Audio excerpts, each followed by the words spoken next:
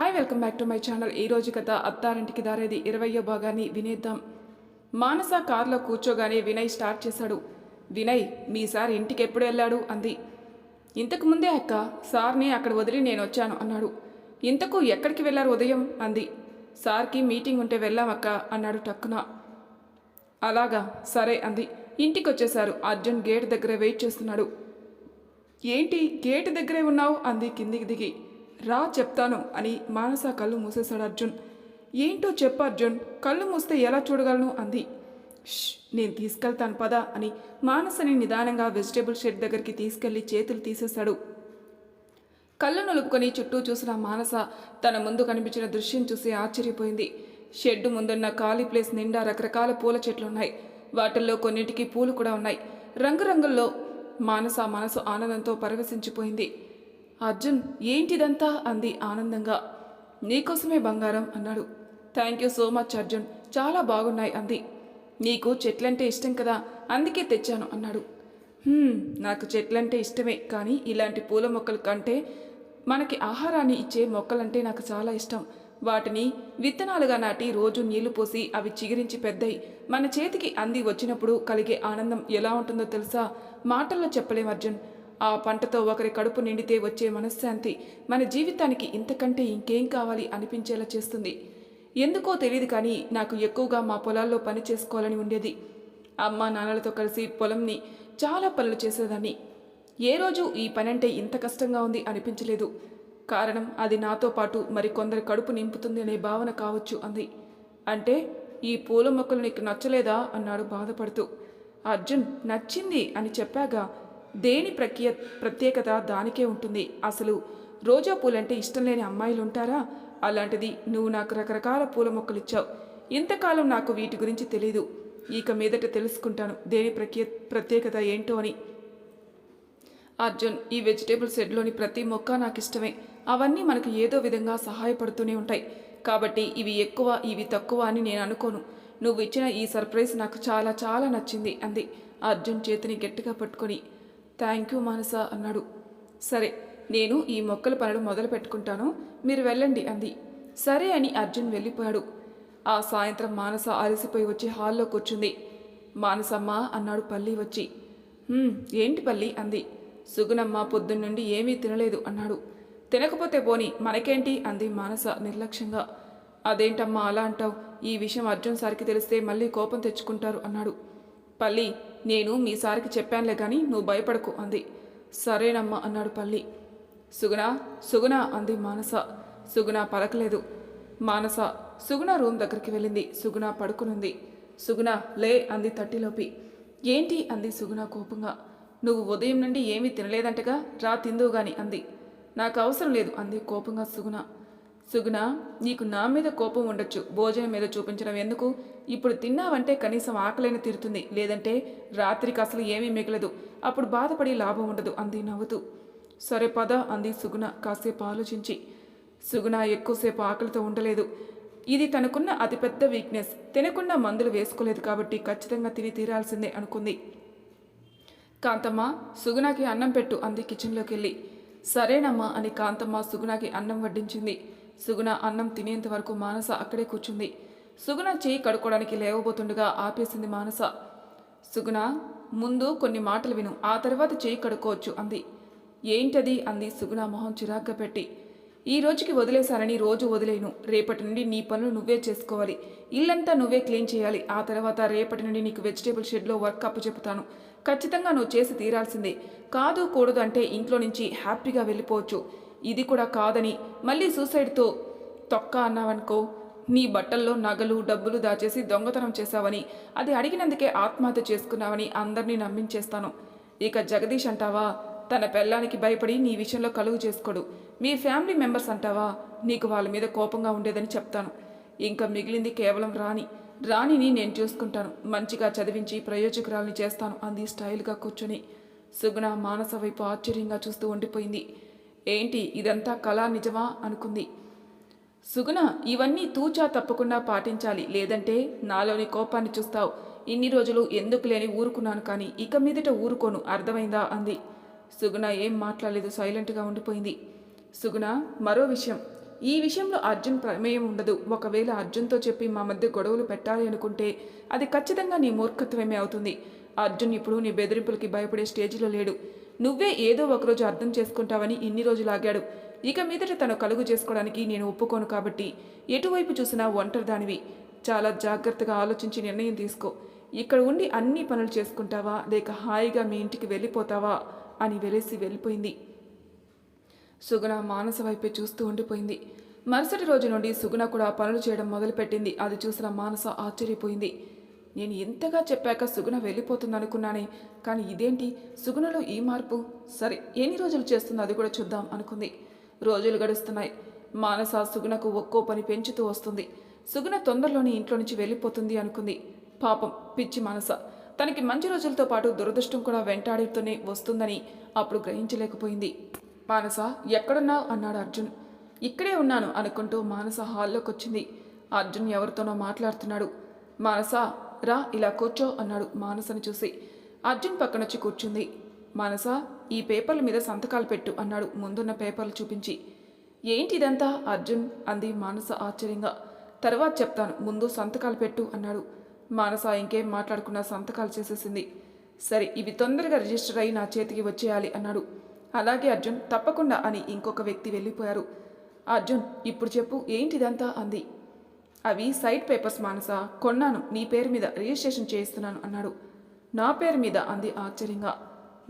చాలా పెద్ద ప్లేస్, చిన్న ఇల్లు కట్టుకుని పెద్ద గార్డెన్లో చేసుకో అన్నాడు నవ్వుతూ. పో అర్జున్, వెక్కిరించుకో అంది బొంగుమూతి పెట్టి. నిజం బంగారం, చాలా బాగుంది ఆ ప్లేసు. చూస్తే నీకు చాలా నచ్చుతుంది. నీకు నచ్చిన విధంగా ఇల్లు కట్టించుకో, అలాగే మొక్కలు కూడా నీ ఇష్టం అన్నాడు మానసని గుండెలు కత్తుకుని. థ్యాంక్ యూ అర్జున్ అంది అర్జున్ని గట్టిగా పట్టుకుని. మానస, ఇంకో విషయం చెప్పడం మర్చిపోయాను. నెక్స్ట్ మంత్ నేను యూఎస్ వెళ్తున్నాను అన్నాడు. యూఎస్ఆ? ఎందుకంది మానస అర్జున్ వైపు చూసి. బిజినెస్ వర్క్ ఉంది అన్నాడు. అర్జున్, అక్కడి వరకు మన బిజినెస్ ఉందని నాకు తెలియదే అంది. ఇప్పటి వరకు లేదు, కొత్తగా కాంట్రాక్ట్ కుదుర్చుకోవడానికి వెళ్తున్నాం అన్నాడు. అర్జున్, అంత దూరం అవసరమా అంది మానస బాధగా. మానస, అక్కడే ఉండిపోవాలని వెళ్ళడం లేదుగా, మళ్ళీ వారం రోజుల్లో వచ్చేస్తాను అన్నాడు. సరే అర్జున్ అంది మానస. నీకు మనం ఇక్కడి నుండి వేరే ఎక్కడికి వెళ్ళడం ఇష్టం లేదా అన్నాడు. అస్సలు ఇష్టం లేదు అంది. సరే, మనం ఎక్కడికి వెళ్ళడం నీకు ఇష్టం లేకుండా అన్నాడు. థ్యాంక్ యూ అర్జున్, నన్ను అర్థం చేసుకోవడంలో నువ్వు బెస్ట్ తెలుసా అంది. నిన్ను కాకపోతే ఇంకెవరు అర్థం చేసుకుంటారు అన్నాడు మానస నుదుటి మీద చిన్నగా ముద్దు పెట్టి. మానస అతని కౌగిల్లో చిన్నపిల్లలా ఒదిగిపోయింది అతని ప్రేమకి. మానస, ఇంతకు సుగుణ విషయం ఎంతవరకు వచ్చింది అన్నాడు. తొందరలోనే వెళ్ళిపోతుంది అర్జున్. జగదీష్ రేపో ఎల్లుండో వస్తాడు. సుగుణ బంధువులు కూడా ఆ రోజు రమ్మని చెప్పాను. వాళ్ళ విషయం క్లియర్ చేసేసి పంపుతాను, లేదంటే మన మీద చెడు అభిప్రాయం వచ్చే అవకాశం ఉంది అంది. అలాగే అన్నాడు. అనుకున్నట్టే 2 రోజుల తర్వాత జగదీష్ వచ్చాడు. సుగుణ, జగదీష్ వచ్చారు అంది మానస. సుగుణ వచ్చి అతని చూసింది. కొత్తగా పెళ్ళైన సంతోషం అతని మొహంలో కనిపిస్తుంది. సుగుణతో ఉన్నప్పుడు ఎప్పుడూ అతని మొహంలో అలాంటి సంతోషం మానసకి కనిపించలేదు. ఎలా ఉన్నారు జగదీష్ గారు అంది మానస. బాగున్నాను అన్నాడు. మీ భార్యను కూడా తీసుకురాలేకపోయారా? చూసేవాళ్ళం కదా అంది. మరోసారి ఎప్పుడైనా ఖచ్చితంగా తీసుకొస్తాను అన్నాడు. సరే, మీరు మాట్లాడుకోండి అనేసి మానస రూమ్లోకి వెళ్ళిపోయింది. చాలాసేపటి తర్వాత జగదీష్ ఇంటికి వెళ్ళడానికి బయలుదేరాడు. జగదీష్ గారు, కొంచెంసేపు ఆగండి, అర్జున్ వస్తున్నాడు, తనతో కూడా మాట్లాడి వెళ్ళండి అంది మానస. సరే అన్నాడు జగదీష్. కొద్దిసేపటికి సుగుణ బంధువులు రాణి కూడా వచ్చారు అర్జున్తో పాటు. వారిని అక్కడ చూడగానే సుగుణ మొహంలో ఆశ్చర్యం చోటు చేసుకుంది. రాణి సుగుణని చూడగానే ఏడ్చేసింది. అర్జున్, వాళ్ళకి విషయం చెప్పావా అంది మానస. చెప్పేశాను మానస అన్నాడు అర్జున్. సరే, వాళ్ళే చూసుకుంటారు, మనం సైలెంట్గా ఉంటే చాలు అంది. సరే అని అర్జున్ కూడా సైలెంట్ అయిపోయాడు. అమ్మా, ఏం చేస్తున్నావమ్మా ఇక్కడ? అంకుల్ చెప్పిందంతా నిజమేనా అంది రాణి. మానస, అర్జున్ ఇద్దరు ఒకరి మొహాలొకరు చూసుకున్నారు.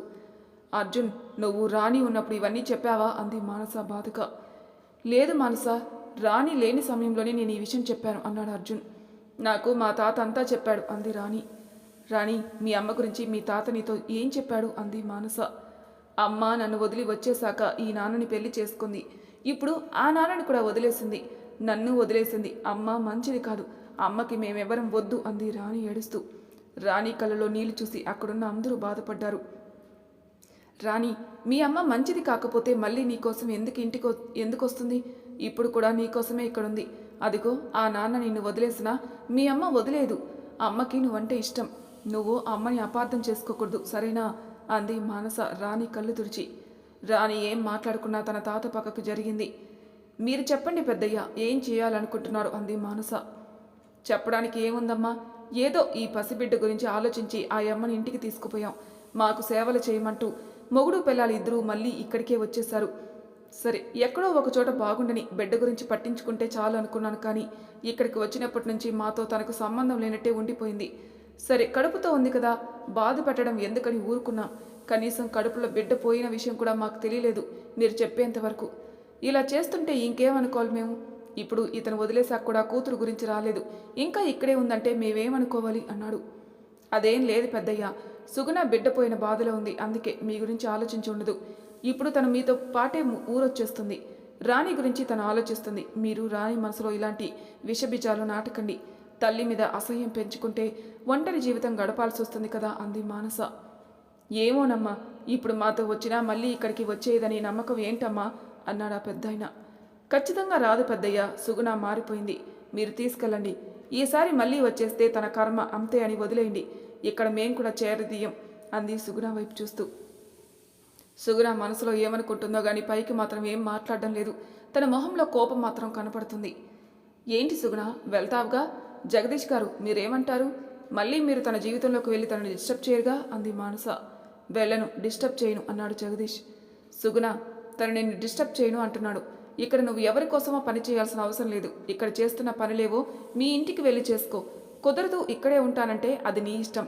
నేను నా ఇంట్లో మాత్రం ఉండనివ్వను. నువ్వు వేరే ఎక్కడైనా ఉండొచ్చు, మాకు సంబంధం లేదు అంది మానస. సుగుణ కళ్ళల్లో నీళ్లు కారుతున్నాయి. అది చూసిన మానసకి అర్జున్కి బాధేసింది.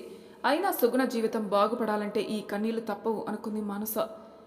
ఆ అమ్మ వచ్చి చక్కగా ఉంటానంటే మాకేం బాధ లేదమ్మా. మొసలి ప్రాణాలు మావి, ఇంకెంతకాలం బ్రతుకుతాం? ఈ పిల్లని చూసుకుంటూ ఆ అమ్మ తన బిడ్డని చేరదీసుకుంటే చాలమ్మా అన్నాడు పెద్దాయన. మీరేం బాధపడకండి పెద్దయ్య, సుగుణ మారుతుంది, కూతురు కోసం మారుతుంది అంది మానస. సరేనమ్మా అన్నాడు ఆ పెద్దాయన. సుగుణ, నువ్వు వెళ్ళి నీ లగేజ్ సర్దుకో, రాపో అంది మానస. సుగుణ కదల్లేదు అక్కడి నుండి. సుగుణ వెళ్ళు అంది మానస కోపంగా. ఇక తప్పదు అన్నట్టు సుగుణ రూమ్లోకి వెళ్ళింది. వెనకే మానస కూడా వెళ్ళింది. సుగుణ, ఇదంతా నేను నీ మీద కోపంతో చేయడం లేదు, రాణి గురించి ఆలోచించి చేస్తున్నాను. నువ్వు ఇప్పుడు కోపం తెచ్చుకున్నా నాకు నష్టం లేదు. కానీ సుగుణ, ఒక్క విషయం గుర్తుంచుకో, తల్లి లేని ఆడపిల్ల ఈ సమాజంలో బతకడం చాలా కష్టం. తన కష్ట సుఖాలు తల్లితో పంచుకోవాలనుకుంటుంది. రాణికి నువ్వు చాలా అవసరం. నువ్వు కావాలి అనుకున్న మనుషులు ఎవరు నీ దగ్గర లేరు, నీకు దూరంగా వెళ్ళిపోతున్నారు. కనీసం నిన్ను కావాలి అనుకునే మనుషులతో ఉండడం మంచిది అంది. సుగుణ ఏం మాట్లాడలేదు. సైలెంట్గా తన లగేజ్ సర్దుకుని హాల్లోకి వచ్చేసింది. మానస వచ్చి అర్జున్ పక్కన నిలబడింది. వెళ్ళొస్తానమ్మా అన్నాడు పెద్దాయన. మానస అర్జున్ వైపు చూసి అర్జున్ అంది మానస ఏదో సైగ చేసి. సరే అన్నట్టు తలూపి అర్జున్ రూమ్లోకి వెళ్ళి తిరిగొచ్చాడు. ఇదిగో అన్నాడు మానస చేతిలో ఒక బ్రౌన్ కవర్ ఇచ్చి. పెద్దయ్య ఇదిగోండి అని పెద్దయ్య చేతిలో పెట్టింది మానస. ఏంటమ్మా ఇది అన్నాడు ఆయన. దీనితో సుగుణకు ఏదైనా చిన్నగా వ్యాపారమో కొట్టో పెట్టించండి, తను అది చూసుకుంటూ మిమ్మల్ని పోషించుకుంటుంది. ఇంకా ఏమైనా సహాయం కావాలంటే అడగండి, రాణి జాగ్రత్త అంది. సరేనమ్మా అన్నాడు ఆయన ఆ కవర్ని జోబులో పెట్టుకుని. సుగుణ, ఇంకెప్పుడు ఇల్లు వదిలి రాకు, ఒకవేళ వచ్చినా ఇక్కడికి మాత్రం అస్సలు రాకు అంది మానస. సుగుణ మొహంలో ఎలాంటి భావమూ కనిపించడం లేదు. ఎవరికీ చెప్పకుండా సైలెంట్గా ఇంట్లో నుంచి బయటకు వచ్చేసింది. సుగుణ వెళ్ళిపోవడంతో మానస అర్జున్ హాయిగా ఊపిరి పీల్చుకున్నారు. థ్యాంక్ యూ సో మచ్ మానస అన్నాడు అర్జున్. ఎందుకు అంది మానస అర్థం కాక. సుగుణను ఇంత ఈజీగా పంపగలవని నేను అనుకోలేదు. అదేంటో నీ మాటలతో ఈజీగా ఇంట్లో నుంచి వెళ్ళిపోతుంది సుగుణ, ఏం మాయ చేస్తున్నావో అన్నాడు మానసకి కన్ను కొట్టి. రాను రాను కుర్రాళ్ళ మారిపోతున్నారు అంది మానస సిగ్గుపడుతూ. నేను కుర్రాన్నేగా అన్నాడు అర్జున్ ఆట పట్టిస్తూ.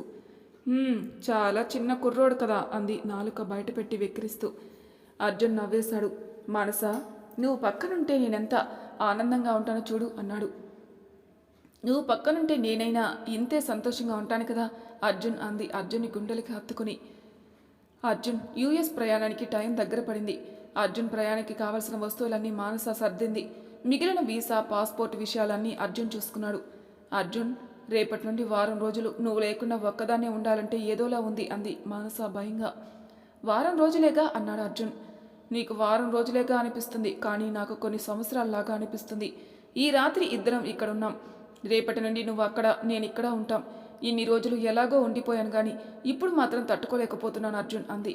మానస గొంతు దుఃఖంతో నిండిపోయింది. తన మాటల్లో వణుకు కనిపిస్తోంది. మానసని అలా చూసి అర్జున్ తట్టుకోలేకపోయాడు. మానసని దగ్గరకు తీసుకుని గుండెలకి హత్తుకున్నాడు. మానస, నువ్వు ఇంత చిన్నపిల్లలా భయపడుతూ బాధపడుతూ ఏడిస్తే ఎలా చెప్పు? మానస, ఇలా ఉంటే నాకు ఇష్టం ఉండదు.